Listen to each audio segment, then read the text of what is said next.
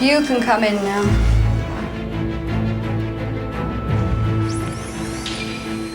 A visit to the dentist is many people's idea of a nightmare. And for much of our history, that's exactly what it was. Agonizing toothaches, horrifying extractions, and ill-fitting false teeth have cast this dark shadow over our dental past. I'm Professor Joanna Bourke, and whilst writing and researching a recent book about the history of pain, I discovered that down the centuries, our teeth have been a constant source of agony, suffering, and woe. In a world of perfect smiles and pain-free procedures, we've overcome many of the things that made dentistry and our teeth something to be feared. So why does sitting in the dentist's chair still evoke images of torture and horror? I think history has a lot to answer for. The past has left an indelible mark on our collective memory. In this film, I'll chart how dentistry has been transformed from a medieval backstreet horror show into a gleaming, modern science. Along the way, I'll discover the horrifying lengths some would go to achieve the perfect smile. So basically, if you're rich enough, you can actually get dead men's teeth. I'll get hands-on with the barbaric tools of the trade. I stick it in someone's mouth. Carefully, yeah. And I uncover the unlikely story of how a convicted criminal revolutionized our dental health. A great thing. Oh no, this is, I broke it. This is the story of our teeth and of those who have tried to fix them.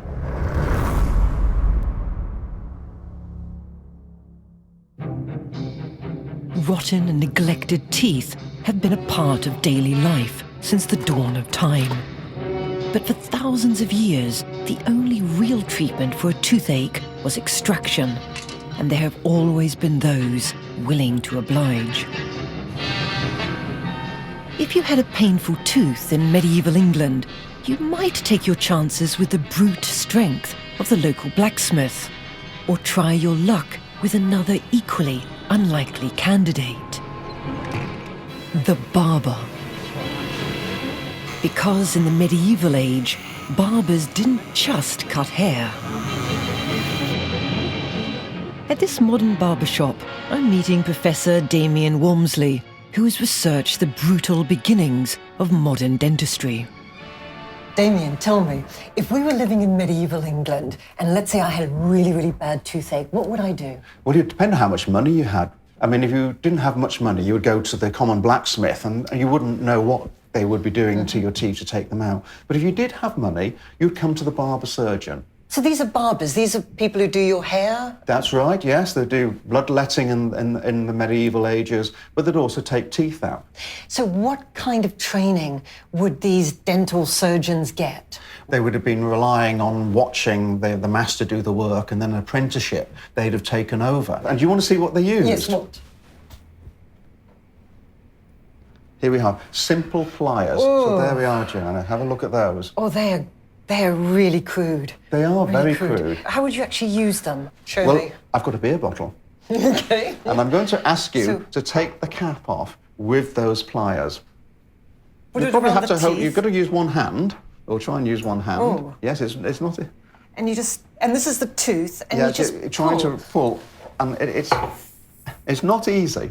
Oh. You've got no leverage No, there. I can't. You've got I no can't. lever, so you can't get at that. So if you're using such instruments, you would have had to try and get a good application, and you probably ended up grabbing most of the bone, the skin. So as you're taking out with this, you probably took out a lot more than the tooth. And that's if you got the right tooth in the first place. In medieval England, extractions weren't just performed for toothache. They were also used as a form of torture and punishment. Those who ate meat during Lent were handed over to the tooth drawer, who would then pull out their front teeth as a warning to other sinners.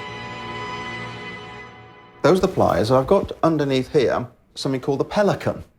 Pelican, because it resembled the beaks of a bird. So how would you actually use this? This part was placed against the skin, and so you would hook onto the teeth, press against the bone, and then actually lever the tooth out.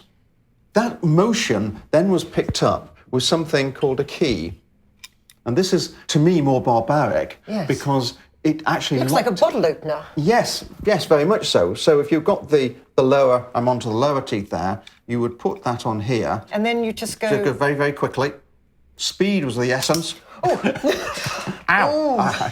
So you can see that could have been really catastrophic for the patient. Yes, yeah. There's every chance, as you were ripping that out, it ripped out bone, skin, other teeth. So I think the message is you don't want to have a toothache in this period of history. No, you don't. I think that it would have been a very uncomfortable experience and would not have been pleasant at all, with a high chance of infection and a high chance of having to go back again to have the whole procedure done yet again. For centuries, if you had a throbbing or broken tooth, the savage methods of the barber surgeon were the only treatment available. But having a toothache in the medieval era could be more than painful. It could be fatal. In 1665, the year of the Great Plague, if we exclude the thousands of plague victims, around 10% of all fatalities in London were due to teeth.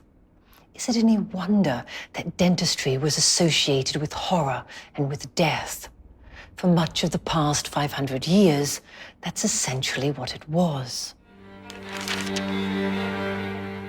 For dentistry to move beyond the blunt arts of tooth pulling, aspiring dentists would need to understand the causes of toothache and, more importantly, the anatomy of our teeth. In the 17th and 18th centuries, the worlds of art, philosophy, politics, and science would undergo profound changes. Driving this was the embrace of reason and logic as the way to understand the world. This new movement would become known as the Enlightenment, and dentistry would also be swept up in this intellectual revolution. Previously, the world of dentistry was riddled with absurd theories and populated by charlatans and fraudsters. Even in the 17th century, a myth still persisted that toothache was caused by worms living in the teeth. Its reputation for quackery and the fact that most dentists were lowly barbers or blacksmiths meant that the profession was held in very low regard.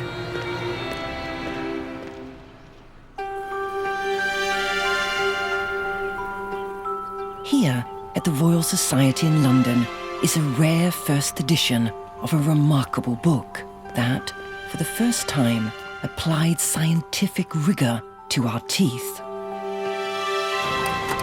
Its author was a man named John Hunter, who is often remembered as an anatomist and pioneering surgeon.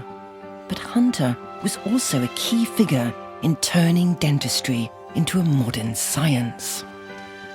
As a young man, Hunter had failed to forge a career in medicine, so instead, he turned his attention to dentistry. I'm meeting medical historian Wendy Moore, who is an authority on Hunter's life.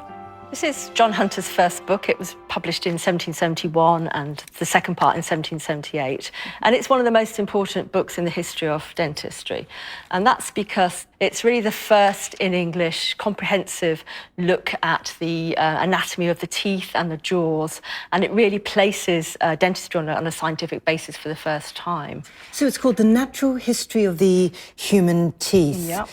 Explaining their structure, use, formation, growth, and diseases. That's pretty comprehensive. Exactly, and you can see from the contents, he looks at every aspect of the jaw and the teeth, the muscles of the jaw, the structure of the teeth, the substance of the teeth, the number of teeth, and also he describes the classes or the names of the teeth.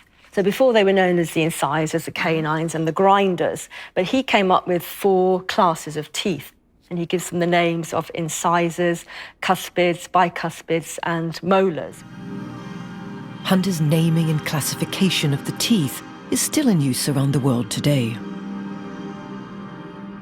He discusses the importance of cleaning the teeth. He actually mentions eating fruit and salad to keep the teeth clean. He talks about decay, but perhaps what's most remarkable about the book is these exquisite drawings. They're amazing. They're so detailed. They're absolutely beautiful and beautifully accurate. Yes. From different angles. And here's a lovely cross-section of the jaw showing the roots of the teeth, which they called fangs at the time. So these really detailed illustrations, these would have been used for teaching purposes primarily, is that right? Well, partly, yes. I mean, certainly for teaching students and also qualified surgeons and physicians, but also general interest. People would buy the book as a work of art and as an instructive manual. At the time, dentistry was really looked down upon by most physicians and surgeons. And effectively, what he did was to make dentistry a respectable profession. As well as setting dentistry on the road to becoming this modern science, Hunter's book also popularised a rather controversial dental procedure, the transplanting of human teeth. In this satirical cartoon, a dentist is pulling the teeth from a chimney sweep, ready to be implanted into the waiting mouth of an aristocratic lady. Lurking in the background is a grotesque character inspecting his new set of gnashes, which had been pulled from two poor children. Few of these transplanted teeth took permanent root, and there was a real risk of contracting diseases like syphilis. But that didn't deter the vain rich. John Hunter had fueled a craze, which meant the teeth of the poor became a prized asset to be bought and sold. But within a few years, it was the teeth of the dead that would grab the public's imagination.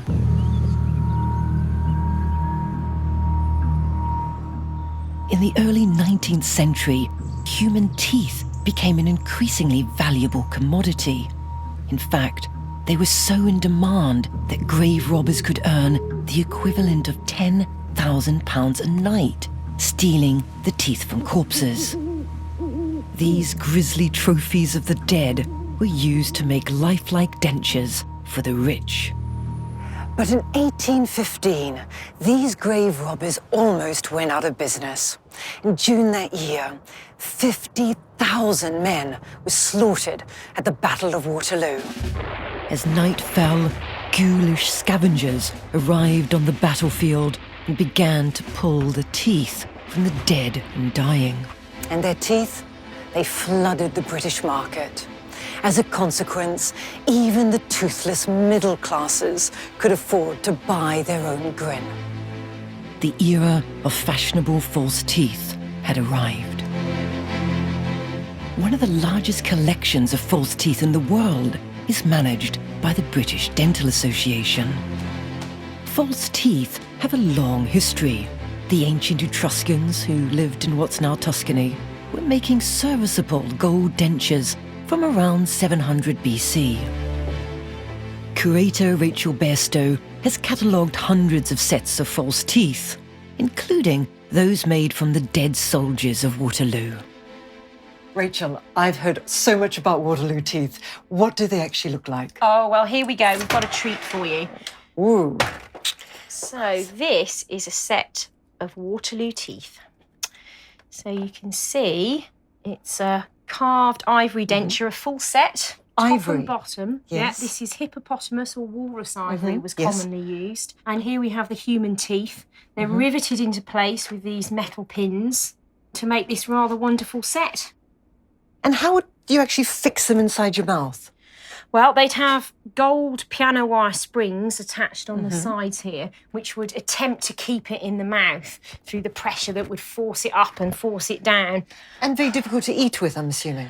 Oh, absolutely. I should think that they probably took it out and chopped up their food another way rather than attempting to eat with this. I find it amazing. These are actually human teeth. These are actually human teeth taken from the soldiers from the battlefields of Waterloo. So those healthy teeth that they could find from those dead bodies, here they are, strung up for sale. So these could be purchased from the markets, from some dental catalogues. So basically, if you're rich enough, you can actually get dead men's teeth Yes, absolutely. And yeah, you know, they were very popular to London's wealthy because they just look so much more real. How long would they actually last in someone's mouth? Not very long. If you've got to imagine that this is probably a putrid mouth already, there's a lot going on in there. It's not very nice. And ivory is going to decay and it's going to rot in the mouth. So no, for such an expensive set, they're really not going to last very long. As ivory dentures would rot in the mouth, social gatherings would have been unbelievably smelly due to all the reeking breath. In the 19th century, the trend for ladies to carry fans wasn't anything to do with flirting, but to keep bad breath from delicate noses. So it's one size fits all. There must have been unhappy customers, to put it mildly. There were unhappy customers, and this is a letter from a vicar in Wales who is actually complaining about his set of porcelain teeth here. Okay, so this is a Thomas Bateman 1810. Yes, and he's writing to a dentist in London, and he's complaining that his set of mail order teeth don't fit. And what can be done? But there's no way of measuring the mouth, and it literally is mail order, one size fits all. Yeah. So this is not a good solution. When does this start improving? It starts improving in the 1840s. And so long after Bateman? Long after Bateman, I'm afraid. He doesn't get the benefit of vulcanite. Okay, so this is vulcanite. So yes. This is a rubber coming from America. It's a lot lighter. It's a lot lighter. Yeah. It's much cheaper. It's much more cost effective. It's much easier for the dentist to make this. And it looks better. It looks better. Yeah. It's pink. It's pink. Yes. It looks better. It would fit better. It's more easy to eat with these ones. Yes, it's much easier to eat with these. They were cheaper to mend and fix, and a set of these would probably last you your lifetime. So, you know, combine that with an anaesthetic, you would have a complete clearance of the mouth, and a set of these fitted. You know, that's cost-effective dentistry for the rest of your life, isn't it? That's what was thought. False teeth were a potent symbol of the dentist's stock in trade. Bloody and painful extractions. To protect our teeth from the ravages of decay, new inventions would be needed to help keep them clean.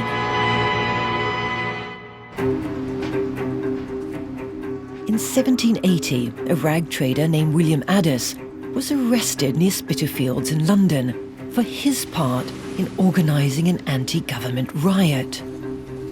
He was found guilty and thrown into Newgate jail. While sitting in his squalid new home, he had a remarkable brainwave. In his cell, William Addis was attempting to clean his teeth using a piece of old rag when he saw a broom in the corner. Realising that a brush would be much more effective, he set about making a prototype. Addis had used a piece of bone left over from his supper to make a handle, and he persuaded a guard to buy him some bristles. The modern toothbrush was born.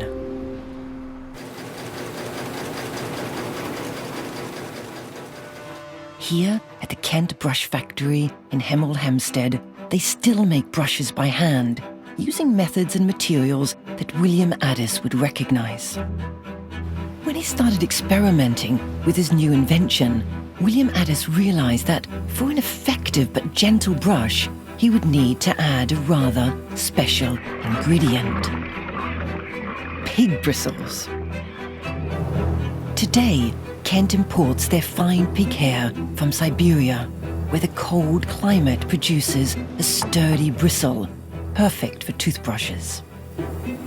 So how long would it take to make just one toothbrush? It takes me about 15 minutes. 15 minutes, that's a long time. Yeah. Yeah, because of course when they were first made, they were all done by piecework.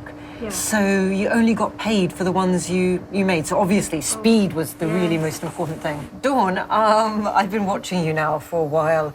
I don't think I can do this, but can I have a go, at least you're trying welcome to? Yeah, be my guest.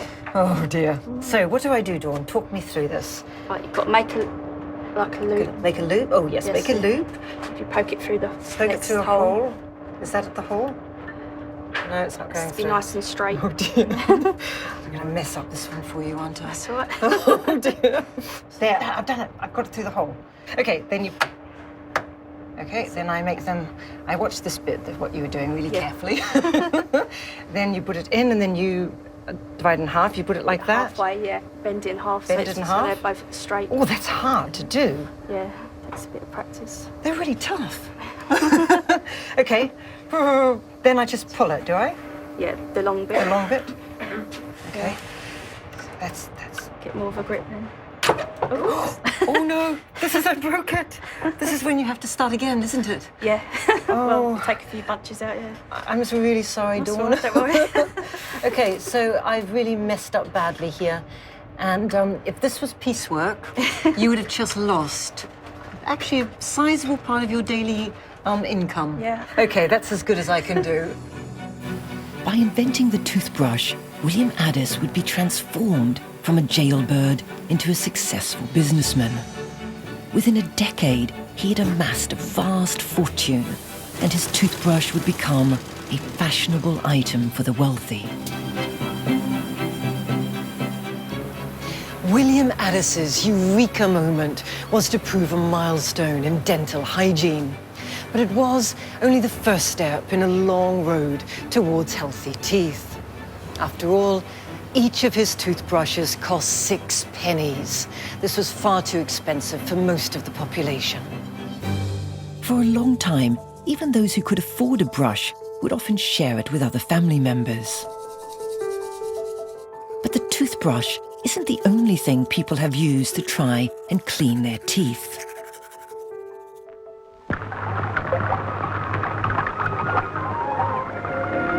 It's tingling fresh. It's fresh as ice. It's Gibbs SR2. In September 1955, this was the first ever advert seen on British television screens. A milestone for both TV and our teeth.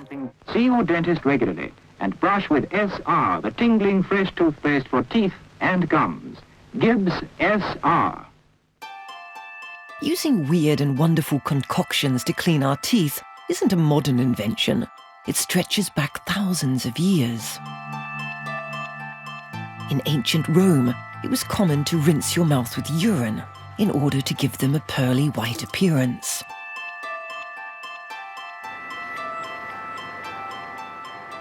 I'm meeting Dr. Martin Ashley of Manchester University Hospital, who has researched the often bizarre methods that people have used to try to keep their teeth clean. So look, Martin, what really interests me is how did people actually brush their teeth in the past? Well, Joanna, way before we got toothbrushes, some people liked the idea of having clean teeth. Not everybody, but some people did, and they would use pretty much whatever they could get their hands on. And they recognised the need for something a little bit abrasive to clean the dirt off their teeth. This is oyster shells that are ground up. Can I touch? Yeah, by all means, yeah. Ooh, it's pretty abrasive. It is, isn't it? Rather than show that on my own teeth, I'm going to show you on a Perspex block that we have. We use this when toothbrushes are being tested in toothpaste. It's not quite as hard as enamel, but if we see an effect on the plastic here, we know eventually it would affect the enamel as well. So you just use your finger? Yeah, we believe so. And so forgive me, I won't do it. But to apply that to the surface of a block there. Oh, yeah. And presumably that's about the pressure we would use, finger pressure on there. And do this. Yeah. I can feel the roughness there. Yeah. This is 1 day. This is 1 day's worth of brushing. You can feel the difference there. Yeah, so it doesn't look a lot. Yes. But the next day and the next day, and do this year after year. Yeah. And there'll be nothing left of the teeth. It's too abrasive. Yes. OK, this would be better, though. This seems... What is this one? This is soot. This is chimney soot. And so, again, readily available. Rather than just use their finger there, they probably would have used a bit of lint or some sort of cloth. So what period are we talking about for this? Probably Tudor times, Tudor. I think. And then rubbing some soot on your teeth. And what we... Well, that's a bit smoother, isn't it? It is. It's not nothing like as gritty as this, and it tends to break up gradually in the water. But the idea, I suppose, it came from a fire, so it was thought to be clean. Yeah. And then a mouthful of this looked very dirty, and then as you spat out and rinsed out, your white teeth emerged and looked clean, and as much the contrast, the darkness as anything else. My least favourite one, yes, my least favourite. The idea of... Can I... Yeah, again, this is brick dust. Oh, I can hear it. Goes right through you, doesn't it? Oh, that's awful. I can't imagine this in my mouth. So this would really wreck your teeth. Yeah, if I just wipe that clean for you, you feel the difference there. That's that draws very into- abrasive. yeah. That's the worst, I think. Yeah. What would happen if you brushed your teeth with this every day? Immediately you're getting through onto the enamel of the teeth, and it would just scratch it through and through, so the protective coating goes, the natural bright surface from the tooth goes. Without the enamel there, the tooth is even less resistant to the abrasions. It wasn't just cleaning our teeth that caused problems. Throughout history, teeth have been at the mercy of everything we've put in our mouths. Jerry knows that there are certain foods we should eat to help keep our bodies healthy and develop healthy teeth. Why, this very morning, Jerry and his sister Susie started with a good, nourishing breakfast, because eating the right foods can help you to keep healthy, and your teeth will have a better chance to grow and develop. Unfortunately, we've not always been as well informed as Jerry. For huge swathes of the past, what we ate had a pretty disastrous impact on our teeth. In the Museum of London's archives is a unique record of the changing state of British mouths. In these boxes are the remains of hundreds of long-dead Londoners. Each and every one can tell us something about the diet and bad habits of the past. I'm meeting archaeologist Mike Henderson, who has spent years charting the changing fortunes of our dental health. Teeth are one of the hardest, densest substances in the human body, and so we can get lots of information about a person's diet, their health, their oral hygiene. So one of the things we see commonly in the medieval and earlier populations is dental attrition. So this is wear on the surfaces of the teeth. So you can see here that the teeth have worn down to the dentine, this orange surface there. And that's because the diet was a lot coarser. If you imagine grinding flour on a mortar to make bread, parts of grit are going to get incorporated in that. And as you eat that, it wears the teeth down over time. Once the stone and grit in bread wore your teeth to the pulp, the nerves would be exposed, and it's likely you'd be in constant agony and suffering. And this one here, this looks also like a person who's got a bad toothache or lots of bad toothache. Now, if you have a lot of cavities, a side effect could be bacteria enters the tooth, and if it reaches the pulp chamber and starts to cause inflammation, pus starts to build up and causes a lot of pressure, and it needs to escape. And this is where you see these sinuses, these abscesses forming. So this is where pus has tried to escape the jaw. Yes, to relieve the pressure. But the pain and decay of the past would be nothing compared to what would happen when our teeth were exposed to a new luxury commodity. Towards the 18th, 19th century, as sugar becomes more commonplace in the diet, more affordable, all rates of dental disease, decay starts to shoot up. This one here looks a very serious case. I mean, as far as I can see, he or she doesn't seem to have any teeth. So this is an older female, potentially as a result of decay. She has lost all of her teeth. You are more likely to lose teeth as you get older. You're more exposed to sugar in the diet. But people also had their teeth taken out to prevent further suffering in life. I'm a modern historian, so I'm actually much more used to dealing with paper in an archive rather than dismembered human skulls. But it really is fascinating to see evidence for what diet and sugar did to our teeth. The arrival of sugar on British shores was a dark day for our teeth. And our insatiable appetite for all things sweet would have huge social, political, and economic consequences. From its very beginnings, the British Empire was built on the back of the sugar trade. From the 16th century, vast sugar plantations in the West Indies churned out massive quantities of raw cane sugar for export to Europe. In turn, the sugar industry would drive the expansion of the brutal slave trade, which provided the labour needed to harvest and process all that sugar. It isn't actually sugar that causes decay. Sugar sticks to our teeth, providing fuel for harmful bacteria, which in turn produce an acid. It's this acid that corrodes tooth enamel, eventually leading to cavities. From sugar's first arrival on these shores, the British public couldn't get enough of the sweet stuff. And over the next few centuries, our teeth would suffer the consequences. But for many years, sugar was the preserve of the rich, initially the nobility, and by the Georgian age, the middle classes. But all that would change in the reign of Queen Victoria. In 1874, the Prime Minister, William Gladstone, would finally repeal a punitive tax on sugar. For the first time, millions of people could afford to indulge their sweet tooth. In the next few decades, sugar would wreak havoc in the mouths of working-class Britons. The age of mass tooth decay had arrived. The impact of sugar on British mouths was highlighted during the Boer War. It was discovered that many British soldiers had teeth so bad that mincing machines were needed to allow them to eat.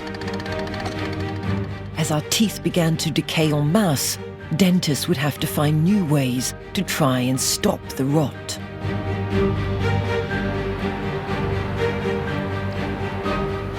In the past, a cavity would usually spell the end for a tooth. What was needed was a way to repair the damage and prevent further decay. One Victorian solution was to hammer small lumps of gold into the cavity, a long and painful procedure. But all that would change with the discovery of amalgam, a blend of mercury and silver, which allowed dentists to fill cavities fast. But fillings would only really become successful when dentists also had the means to quickly and effectively remove the decay. Professor Tim Watson of King's College London has collected together some historic dentist tools to demonstrate just how difficult drilling was in the past. What would they do to me if I went to a dentist 19th century? Well, if you had a cavity that needed working on or filling, then they would have used hand instruments. This is an example of a hand drill. So this is Victorian period? This is Victorian period. Yes. Put that into the end of it, and then that twists, and you twist it between your fingers, and that way you can then remove the decay. Do you want to have a go? I want to have a go, yes, thank you. Put that over that finger. That's right. Very good. Then Make a dentist of you yet. Oh, okay, and it just sort of rests in there. That's right. And then I stick it in someone's mouth. Yeah, carefully, yes. Carefully, Yeah. yes, and... And hope you don't go where you shouldn't. I just stab them. Absolutely. Okay, so... It would be really quite tricky to use, and it would only work actually in the very soft decay. It wouldn't cut the sound surface of the tooth at all. It's no wonder that Victorian dentists had such trouble drilling teeth by hand. On a mineral hardness scale, tooth enamel ranks as tougher than steel. So this is very, very slow. What came after this? Well, there were various inventions of mechanical ways to drive the burr around quicker, but the thing that revolutionised dentistry was the development of the treadle dental engine. Oh, this looks more elaborate. What we have here is a handpiece and a mechanical drive, and that was powered by a treadle, which was foot operated.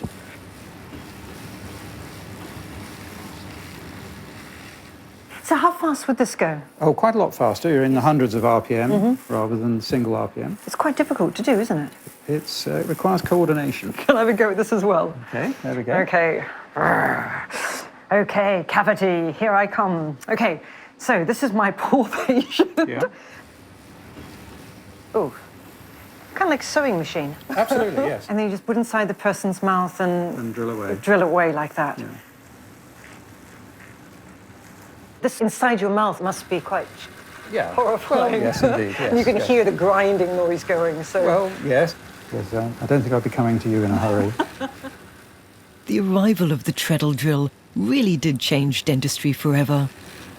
For the first time, dentists could fight back against cavities and save our teeth from extraction.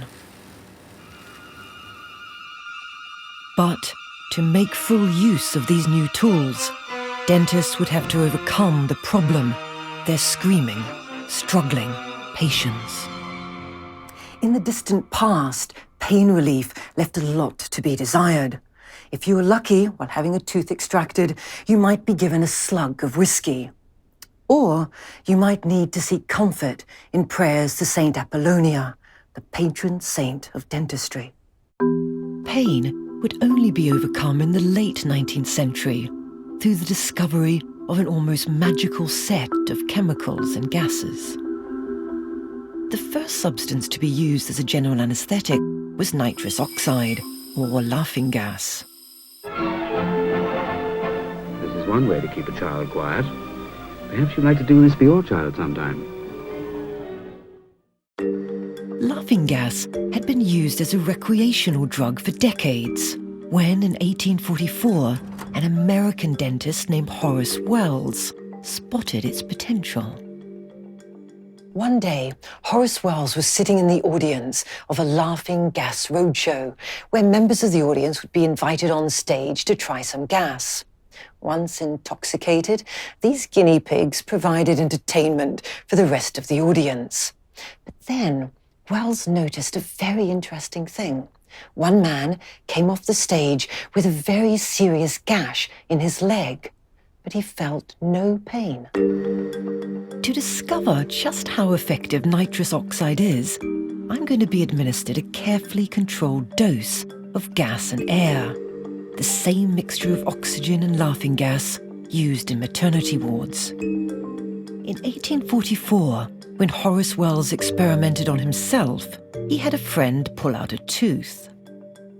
Well, I'm not going to have a tooth extracted, but I do want to test its pain-relieving properties. I have a needle here. Let me just prick myself. Ouch! That really, really hurt. Let's see if this works.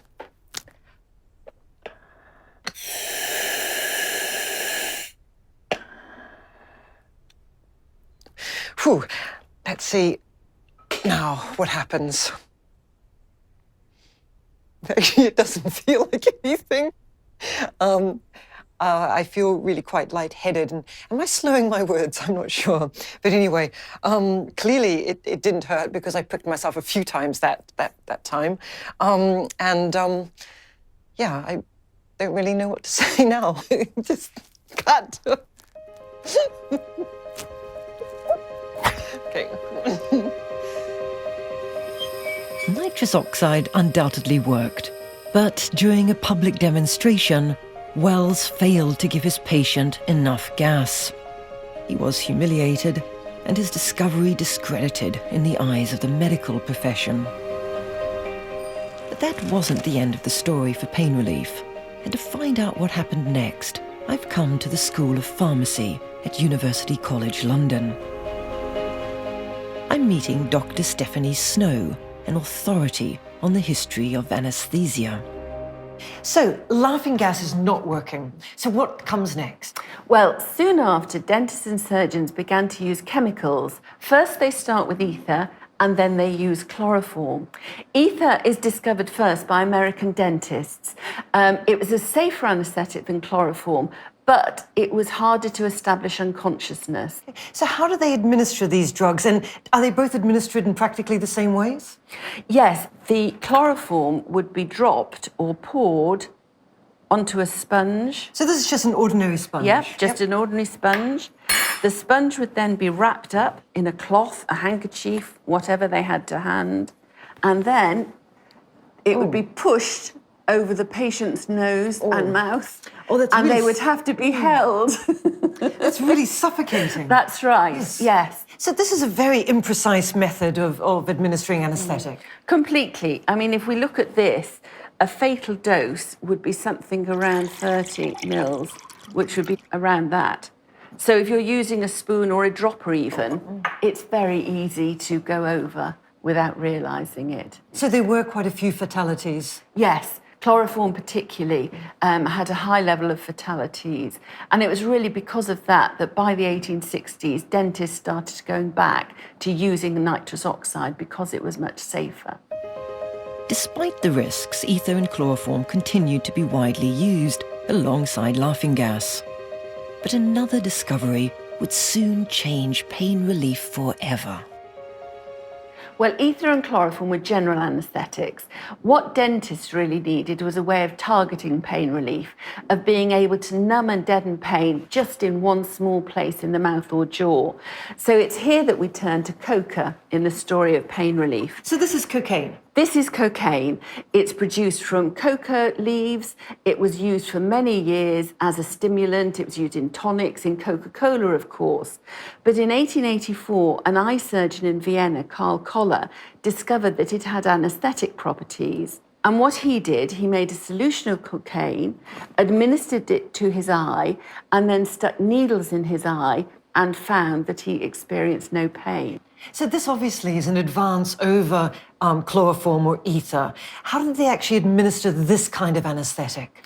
Well, in parallel with the discovery of local anaesthetics like cocaine, the hypodermic syringe was invented, and this enabled them to actually deliver cocaine to a specific part of the jaw or the mouth. The needle is just there. But as you'll see, it's not very fine at the end. That's not fine at all. No. Actually, that would be quite painful going into you. Yes, yes. And then they would just administer it like that. Yes.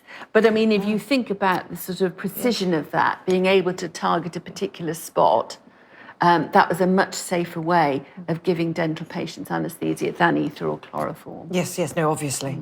Yes.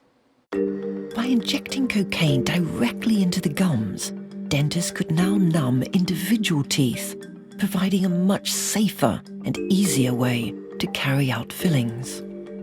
The arrival of pain relief was a major turning point in the history of dentistry. From that moment, dentists could perform more and more complex procedures on our teeth. But painless dentistry did not mean that it lost its reputation as a terrifying and agonizing ordeal.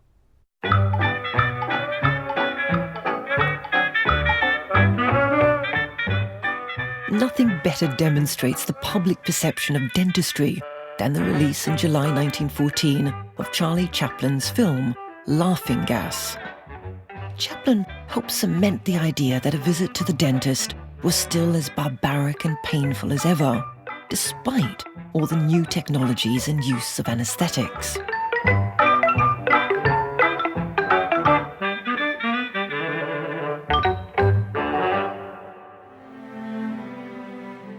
Just a month after the release of Chaplin's film, dentistry would take another huge leap forward during the calamity of the First World War.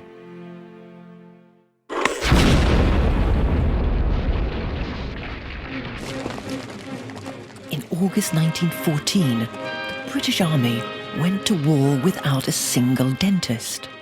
But that would change when one of the most senior British generals got a toothache. When General Douglas Haig was struck down with a sore tooth, he was shocked to discover that there wasn't anyone in British uniform who could help. Instead, a French civilian had to ease his suffering. Haig's toothache would have an immediate impact.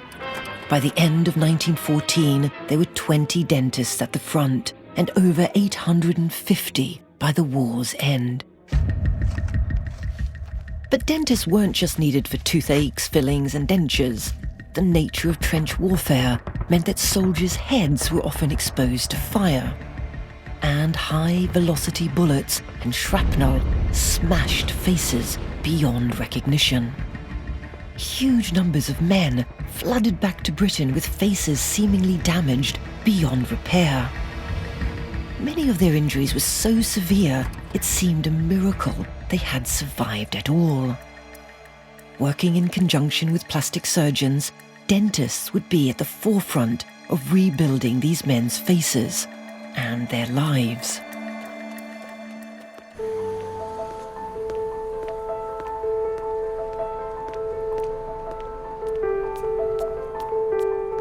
I've come to the Royal College of Surgeons, where there's a unique record of how dentists treated these shattered faces of World War I. I'm meeting historian Kristin Hussey, who has researched these pioneering dental surgeons and their patients.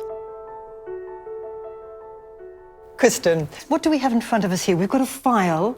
Jarnold. Yes? Tell us about this particular man. So what we're looking at here is this man's case file.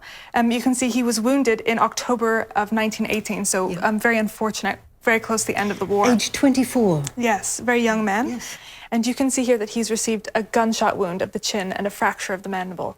Gunshot wounds and shrapnel blasts caused some of the most disfiguring of all injuries, often removing entire sections of the face and jaw. One of the first things they would have done for him was extract teeth.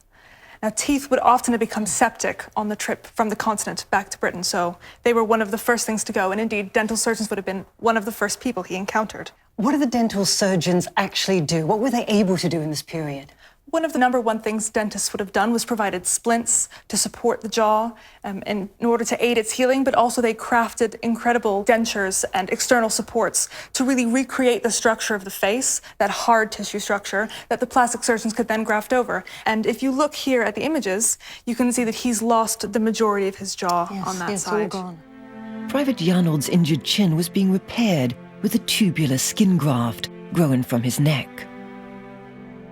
So not only are the plastic surgeons rebuilding that area with skin grafts, it was also suggested by the consulting dental surgeon they use a bone graft to sort of fill in that gap. And what bone would be used from his body? They would have used a graft from the tibia, so the shin bone, to recreate that part of the jaw, which was a very pioneering technique at the time. Unfortunately, with this soldier, it was decided it wasn't advisable. He wasn't strong enough to undergo that treatment. In the course of the war, over 60,000 British soldiers received facial injuries. These wounds were often so severe that dentists had little idea what they were dealing with, so specialized techniques were needed to diagnose and plan treatment. One method was to make dental casts of the injured soldiers' mouths. This is quite a striking image. You can see that the gunshot has entered the jaw just there, carrying away a significant proportion of the bone. So what would happen to a man with a wound like this? Well, this dental cast would have been really the first step towards his healing because it would have helped them visualize the injury, but also plan the procedures, the surgical operations to be carried out. Another important tool for diagnosis was the X-ray, which had been discovered in 1895, but its use was still in its infancy. Dentists and plastic surgeons adapted and improved existing techniques for use on the face. I thought you would be interested in seeing this one. So what is this? What does this show? You can see the extent of the gunshot injury of the lower jaw. Obviously, it's been splinted, probably by someone in a clearing station to send them back to Britain. But all of these dark spots you can see are dirt and probably cloth that have become caught in the wound when the blast was received to the face. So we have a real problem here with infection. Exactly. And that was why the dental surgeons were so important in removing teeth. They were trying to make the mouth and the oral cavity no longer infected so they could proceed with treatment. It was a challenge for dental surgeons to try and tackle the extent of these injuries that they had never experienced in peacetime. But for the soldiers who had facial injuries in the war, there really was no final end point. It was always going to be a struggle for them.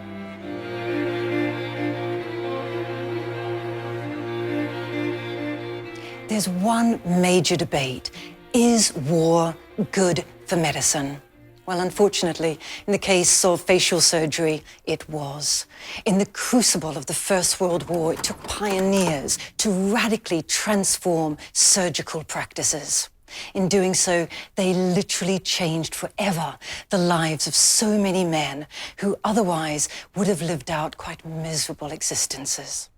By harnessing new technologies, dentistry was on the road to becoming the modern science we know today. But at the same time, our teeth were gradually getting worse. Years of sugar consumption meant a whole generation had rotten mouths. In the early 20th century, dental care was so expensive that some people would choose to have all their teeth extracted in order to avoid a lifetime of dental costs. Believe it or not, having all your teeth removed was considered a perfect gift for a 21st birthday or a newly married bride. Oh, well, I had very bad teeth pain. You know, they were terrible. They wanted to go and I'd keep having toothache, so I thought, oh, right, get them all out together. So I got them all out. Just decayed, and I had to get them out, suffering agony and pain. The universally terrible state of British teeth would take on a whole new importance during the Second World War. Bad teeth wouldn't just be a national embarrassment, they'd become a matter of life and death.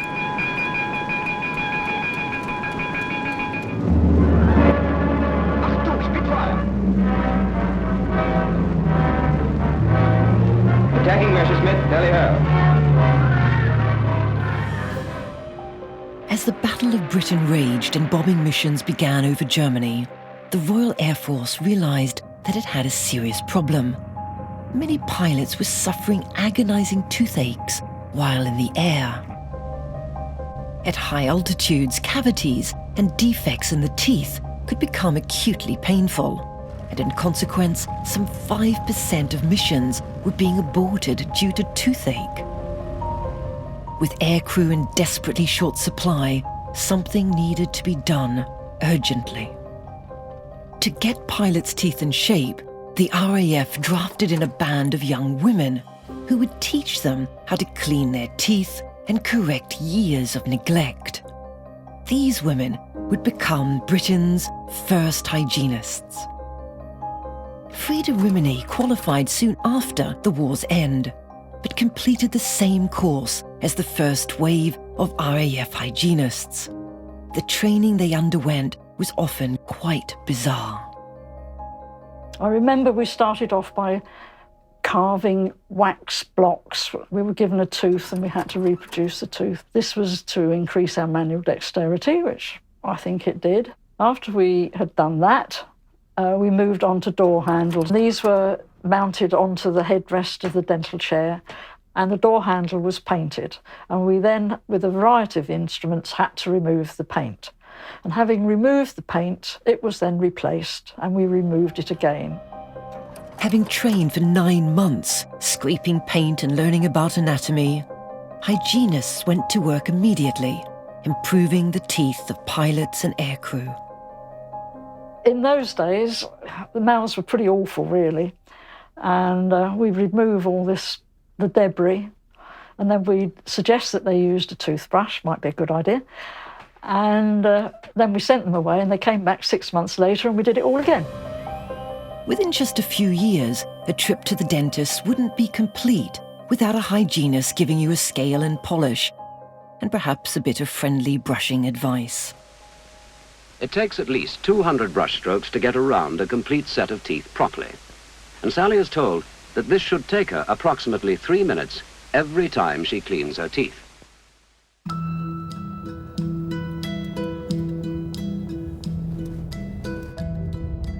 During the Second World War, millions of ordinary Britons had been given free medical and dental treatment by the armed forces. When peace finally arrived, many believed that this duty of care should be taken on by the state.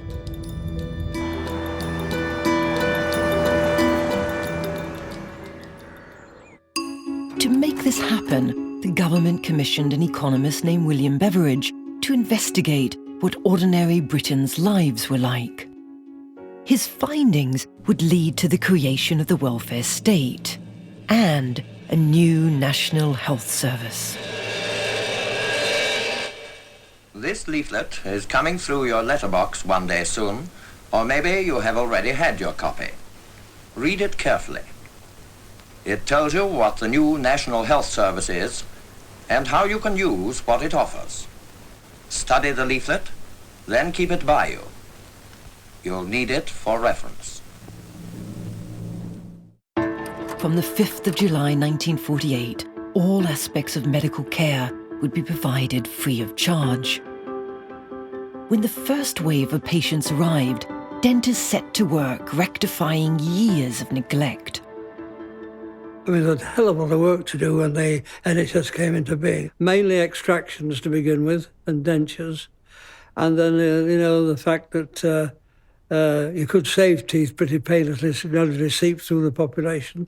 And they came and had their dental treatment, had the fillings done.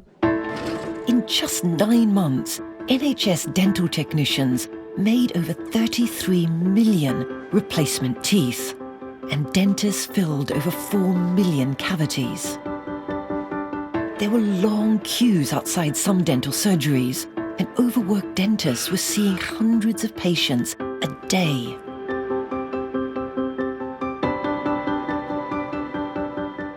In the first few years, the NHS dental budget was more than double what had been planned. So, in the early 1950s, charges for dental treatment had to be introduced.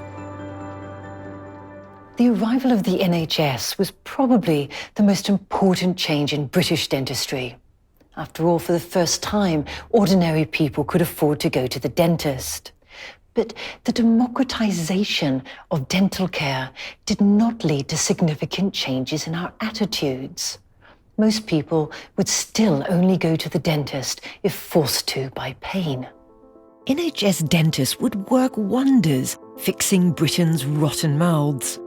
That was only half the battle. The war for Britain's teeth would be won not in the dentist's chair, but in the bathroom. Of the thousands of new innovations and dental products that found their way into British homes, there was one that really would transform the state of our teeth. I've heard a great deal about a chemical that can be used on the teeth to help prevent decay. Is that a good thing to use? It certainly is. We use a fluoride solution, and we have evidence that for some people, this fluoride treatment helps prevent decay. The addition of fluoride to toothpastes and some water supplies, coupled with increasing numbers of people cleaning their teeth, had a dramatic impact on British mouths. In the 1960s, over 40% of all adults had no teeth at all. But by the year 2000, that figure had fallen to just 6%. British mouths had been transformed beyond recognition in just a few decades. And today, a set of healthy, straight white teeth is considered a mark of wealth and success. If you can afford it, you too can be the proud owner of a perfect smile. A visit to the dentist today is unrecognizable from just 100 years ago, let alone from the days of the brutal barber surgeon. But despite all of the advances of the past 500 years, 1 in 10 of us are still terrified at the prospect of a dentist poking and prodding at our teeth. In some ways, it's not surprising. Our mouths are among the most personal and sensitive parts of our body, so strong reactions are understandable. But that doesn't explain it all. It seems to me that the past still exerts a powerful influence on our current attitudes and fears, but also on our collective memory. Millennia of pain and terror are deeply embedded within the fabric of our society. Phrases like pulling teeth litter our language, recalling those darker days. So, despite all the great scientific advancements, pain-free trips to the dentist, and those gleaming Hollywood smiles, we still can't seem to forget dentistry's long and bloody history.